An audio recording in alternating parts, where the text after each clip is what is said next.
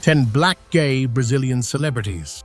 What if the most powerful black figures in Brazilian history weren't just fighting for fame, but for the right to exist openly?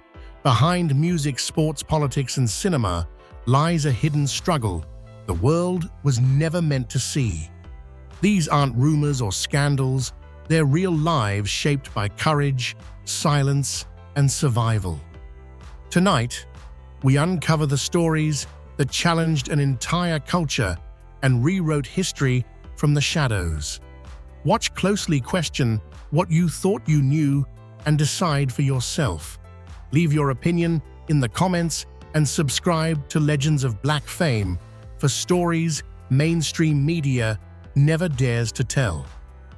Thiago Pantaleão. Thiago Pantaleão represents a new chapter in Brazilian pop culture, one shaped by digital fluency, unapologetic self-expression, and a generation unwilling to separate art from identity. Emerging from Rio de Janeiro, he built his visibility organically through social platforms rather than traditional gatekeepers, amassing millions of followers across TikTok, Instagram, and Twitter before mainstream media fully caught up. This grassroots ascent positioned him as both an entertainer and a cultural signal of shifting norms within Brazil's music industry. Musically, Pantaleão blends pop, rap, and dance-driven production with performance-forward visuals. His releases emphasize movement as much as melody, treating choreography as narrative rather than accessory. That emphasis helped his early singles travel quickly online, where short-form video thrives on immediacy and physicality. By the time he released his debut album, Fim do Mundo, in 2022, his audience was already international, spanning Latin America, North America, and Europe. The follow-up album, Nova Era 2024, expanded his sonic palette while reinforcing a central theme: visibility without apology.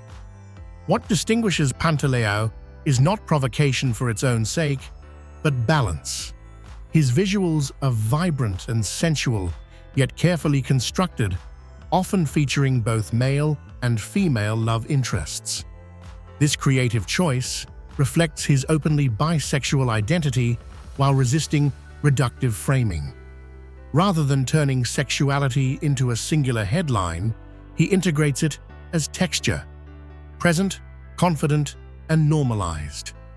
Support from global artists, including high-profile musicians who publicly engaged with his work online, further validated his reach beyond national borders. Pantaleão's performances on Brazilian television introduced his aesthetic to wider audiences, translating internet momentum into mainstream recognition. Still, he maintains a strong connection to digital culture, where direct engagement allows him to bypass sensationalism and communicate on his own terms. Humor, dance, and candid self-presentation function as tools of control rather than vulnerability. In a country where black queer artists have historically faced resistance, Pantaleão's success signals change driven by audience demand rather than institutional permission. He does not position himself as an activist figurehead, yet his presence carries political weight. Simply existing, visibly joyful, skilled, and commercially viable challenges outdated assumptions about marketability and masculinity. Thiago Pantaleão's career is still unfolding, but its trajectory is clear. He embodies a generation for whom identity is not hidden or explained away, but expressed through craft. By aligning movement, sound, and self-definition, he has carved out space where freedom is not negotiated, it is performed. Richarlison Barbosa Felizbino. Richarlison Barbosa Felizbino occupies a singular place in Brazilian sports history, not because of goals scored or trophies lifted, but because of what his visibility challenged inside one of the most conservative arenas in the country: men's football. Born in natal Rio Grande do Norte and raised within a footballing household, Richarlison built his professional identity through discipline rather than spectacle. He played primarily as a defensive midfielder and centre-back roles, demanding tactical intelligence, physical endurance, and emotional restraint. Across more than a decade, Richarlison competed for over 15 clubs in Brazil, including top-tier teams, and earned the rare distinction of representing Brazil's men's national team, an institution that had existed for nearly a century without an openly LGBTQ+ player. His career unfolded in an environment where masculinity was tightly policed, and deviation often met with ridicule or erasure. Silence for many athletes functioned as protection. That dynamic shifted in 2022 when Richarlison publicly came out as bisexual during a podcast interview. The announcement was historic, not performative. He did not frame it as controversy, but as truth long deferred. In doing so, he became the first openly LGBTQ+ man known to have played for Brazil's senior national team. The moment reverberated far beyond sport, sparking national conversations about sexuality, mental health, and structural homophobia within football culture. Rather than retreat from public life afterward, Richarlison expanded it. In 2023, he appeared on The Masked Singer, Brazil, revealing a different dimension of himself, creative, playful, and confident. The performance disrupted rigid expectations of athletes and reinforced the idea that identity need not be singular or compartmentalized. Richarlison's legacy is grounded in endurance. He survived an industry that often equates silence with professionalism, then chose honesty without bitterness. His story does not argue that sport has become fully inclusive. It proves how far it still must go. By standing visible after retirement, he redirected the narrative from fear to possibility. Richarlison Barbosa Felizbino did not change football overnight. What he changed was precedent. He showed that representation can arrive after the final whistle, and that courage does not diminish an athlete's career, it redefines its meaning. Luiz Felipe Lucas. Luiz Felipe Lucas has built a career defined by transformation of body image and medium. Emerging in Brazil's independent film and television scene, Lucas distinguished himself through roles that favored psychological tension over familiarity.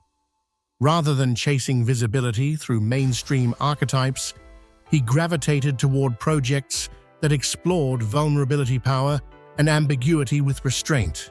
His performances in productions such as A Friendly Man and the prison drama series Jailers demonstrated a willingness to inhabit discomfort. These works placed him in narratives that examined surveillance, confinement, and moral complexity, aligning his acting choices with social inquiry rather than escapism. Lucas did not rely on repetition. Each role carried a distinct physical and emotional vocabulary. Parallel to acting, Lucas expanded into music production, collaborating on the album Mimosa, a project designed as an exploration of Brazil's sonic heritage. The work blended samba, hip-hop, funk, and electronic textures into a cohesive statement that emphasized atmosphere over chart ambition. Lucas approached music visually, as well as sonically, crafting imagery that blurred the line between performance and installation art. His aesthetic choices, often minimalist, confrontational, and deliberately exposed, challenged norms surrounding masculinity and desirability. Rather than using shock, Lucas leaned into symbolism. Costuming, movement, and silence became tools to reframe the Black queer body as autonomous rather than reactive. This approach positioned him within a lineage of artists who use restraint to amplify meaning. Lucas's influence lies less in celebrity and more in authorship. He participates in shaping the projects he joins, contributing creatively beyond performance. This multi-hyphenate control allows him to resist commodification while remaining visible. His work invites interpretation without dictation, encouraging audiences to engage rather than consume. In a Brazilian media landscape still negotiating representation, Luiz Felipe Lucas operates with intention. He does not explain himself through interviews or labels. Instead, he allows work to carry complexity forward. His career illustrates how presence can be political without proclamation, and how artistry, when disciplined, can expand cultural language without raising its voice. Fred Nicasio. Fred Nicasio emerged into Brazil's national consciousness not as a manufactured celebrity, but as a fully formed individual whose background shaped his public voice. Trained as a physician and physical therapist, Nicasio built his early career around care discipline and science long before entertainment entered the picture. That foundation would later distinguish him sharply from the reality TV ecosystem. He stepped into an environment often driven by spectacle rather than substance. His visibility expanded dramatically in 2022 when he became one of the Fab Five on Queer Eye Brazil. Unlike many makeover narratives, Nicasio's presence emphasized emotional restoration alongside physical transformation. He approached participants with empathy grounded in lived experience, particularly around race, faith, and self-worth. His calm authority and spiritual openness resonated with viewers who rarely saw Black queer professionals portrayed without caricature. The following year, Nicasio entered Big Brother Brazil 23, a move that placed him under relentless surveillance. Inside the house, he confronted moments of racial and religious discrimination, directly refusing to dilute his identity to maintain comfort. Rather than escalating conflict, he articulated boundaries with clarity, exposing the subtle mechanisms through which bias operates in everyday interaction. This approach earned him respect well beyond the show's audience. Nicasio's stance carried tangible recognition.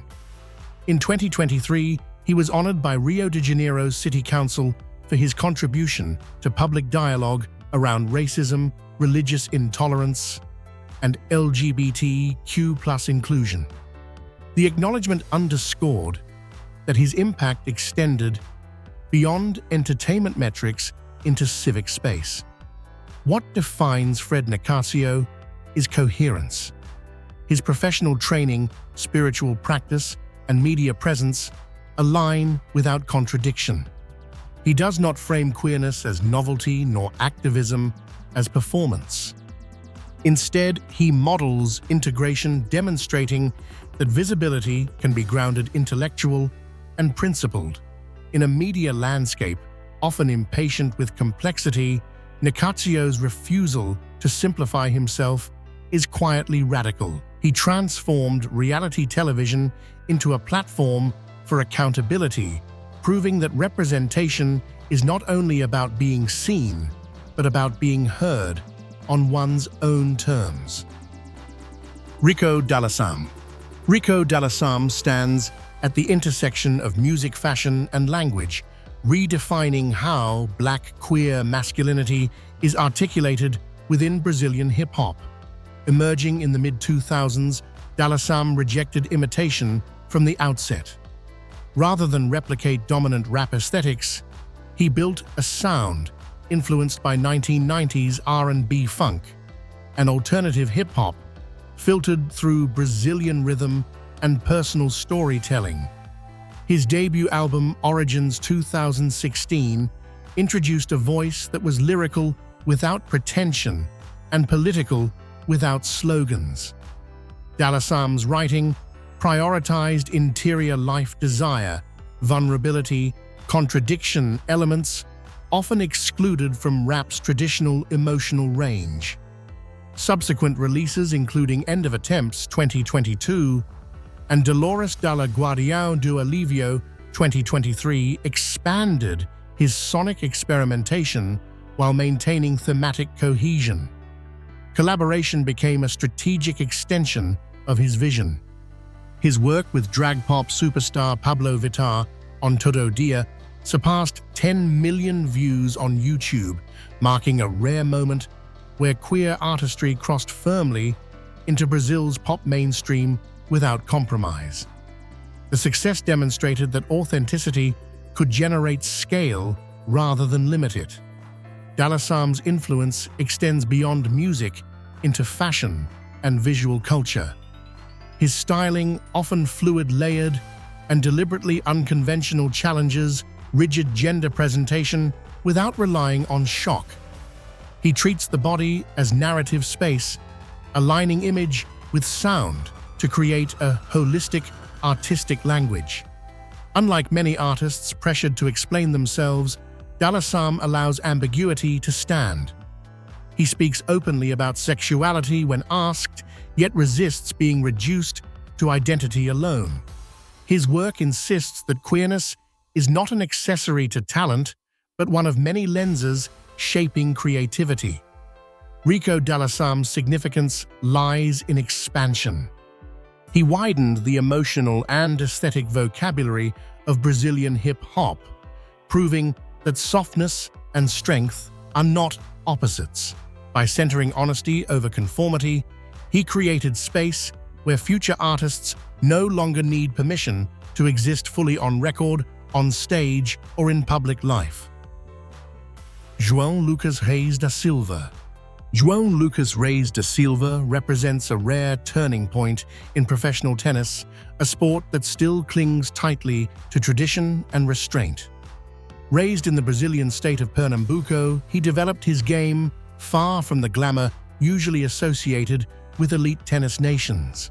From early competition, Reis da Silva distinguished himself through discipline rather than spectacle, favoring consistency, court awareness, and mental endurance over raw showmanship.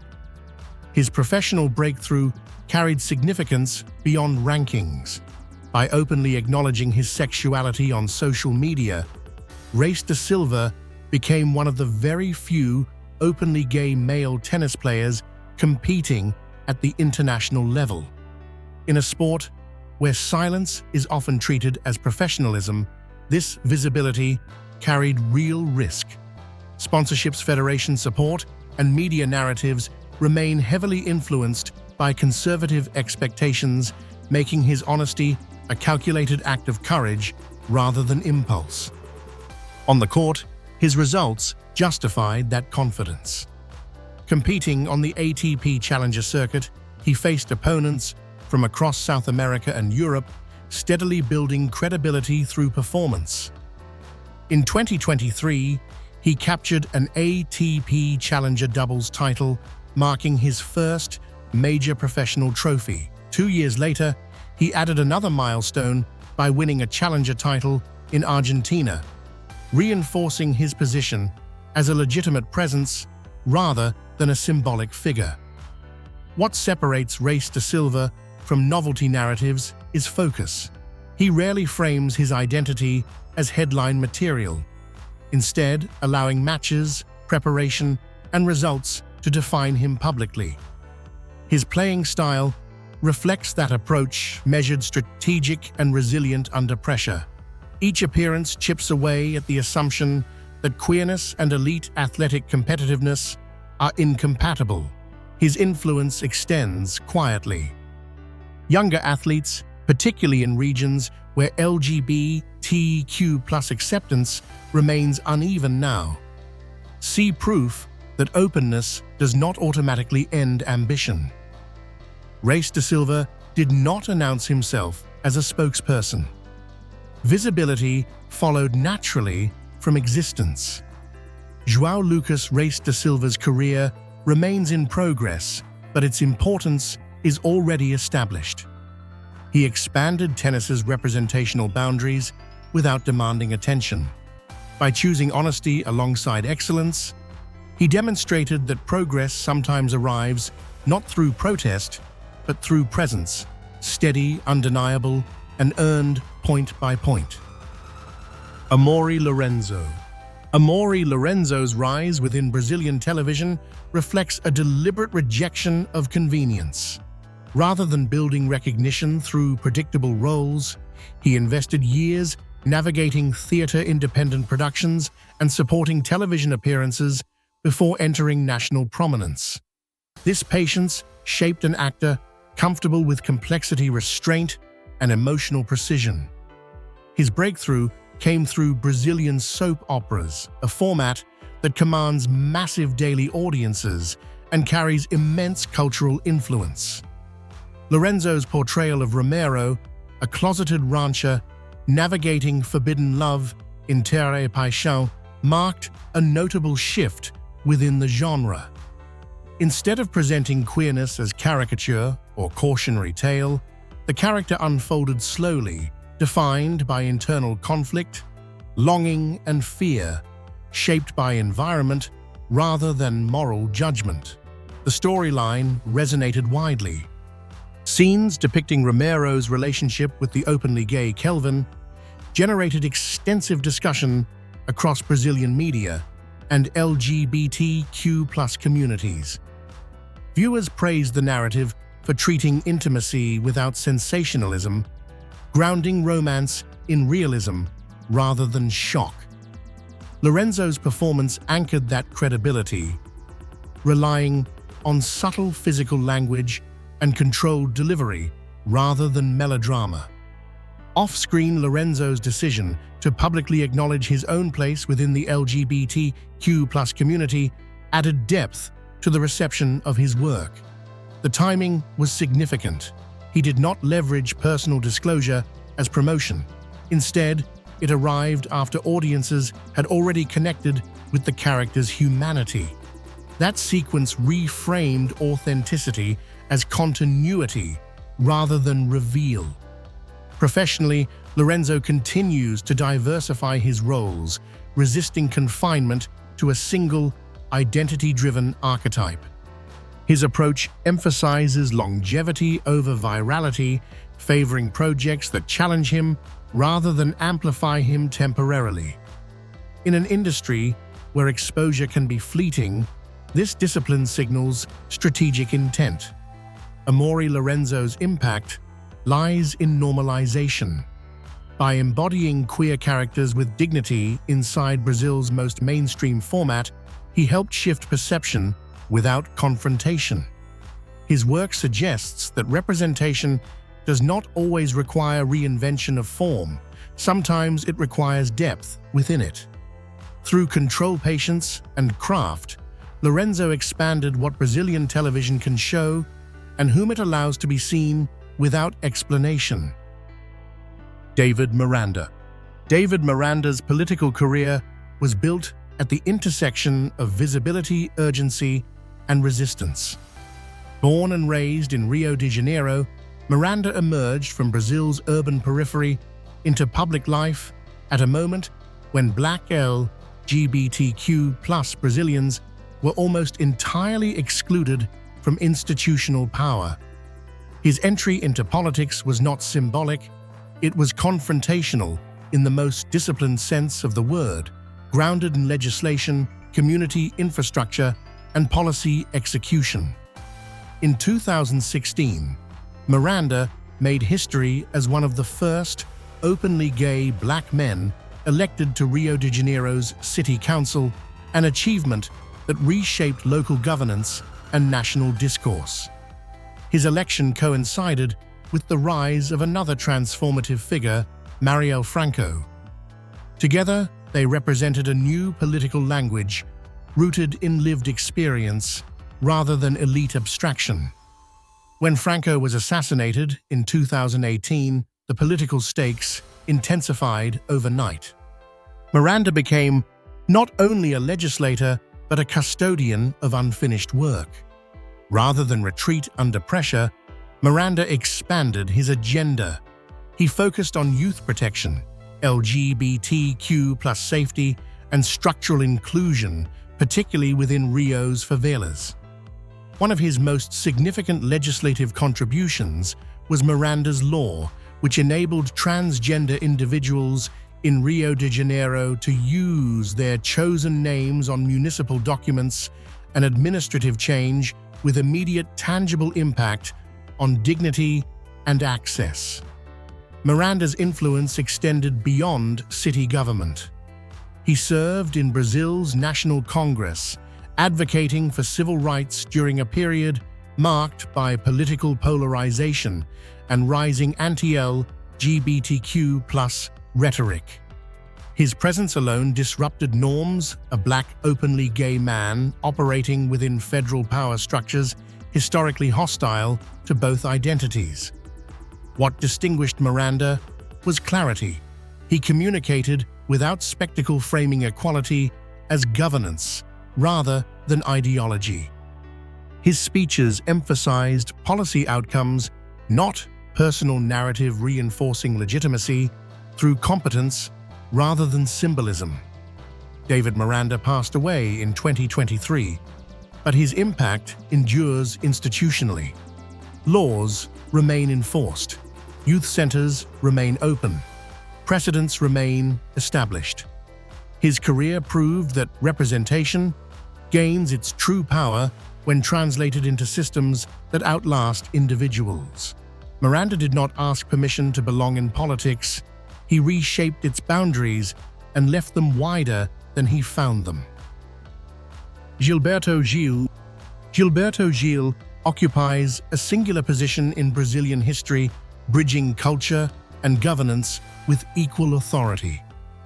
Rising to prominence in the 1960s as a founding force of the Tropiclia movement, Gil redefined Brazilian music by blending Afro-Brazilian rhythms with rock, reggae, and global influences. His work challenged nationalism, racial hierarchy, and artistic censorship during Brazil's military dictatorship, resulting in exile rather than silence. Across decades, Gil released dozens of albums, earning international recognition, including multiple Grammy Awards, most notably for Quanta Live 1998 and Eletroacústico 2004. His catalog did not chase trends, it absorbed history. Afro-diasporic identity, spirituality, and political critique remained central themes, positioning him as both artist and archivist of Black Brazilian consciousness. Gil's influence extended beyond the stage in the 1980s when he entered public service in Bahia, later reaching national prominence in 2003 as Brazil's Minister of Culture under President Luiz Inácio Lula da Silva. In that role, he democratized cultural policy, expanding access to funding for marginalized communities and pioneering digital culture initiatives that treated creativity as public infrastructure rather than elite privilege. He became only the second black man to serve in Brazil's federal cabinet. In 2023, Gil publicly acknowledged that throughout his life he had relationships with both women and men, stating his belief in human sexual fluidity. The disclosure was not framed as confession, nor did it rebrand his legacy. Instead, it aligned seamlessly with a career defined by openness, intellectual freedom, and resistance to rigid classification. Gilberto Gil's longevity is rooted in coherence. His music, politics, and personal philosophy reinforce one another without contradiction. He did not adapt to history, he helped write it. By existing visibly across generations, genres, and identities, Gil demonstrated that cultural leadership does not require simplification. It requires courage, sustained over time. Few figures have shaped Brazil as completely across sound policy and thought. Gilberto Gil remains not just a legend, but a living framework for what integrated cultural power can look like when art and governance share the same moral spine. These stories force an uncomfortable question we can't ignore. Were these Black Brazilian icons celebrated in spite of who they were, or only as long as they stayed silent? From street resistance to global stages, each of them reshaped culture while carrying risks the spotlight rarely acknowledges. Visibility opened doors, but did it truly bring safety, respect, or equality? Or did progress come too slowly for those who paved the way? Now we want to hear from you. Which story changed your perspective the most, and why? Drop your thoughts in the comments and join the conversation by subscribing to Legends of Black Fame, where history is questioned, not just told.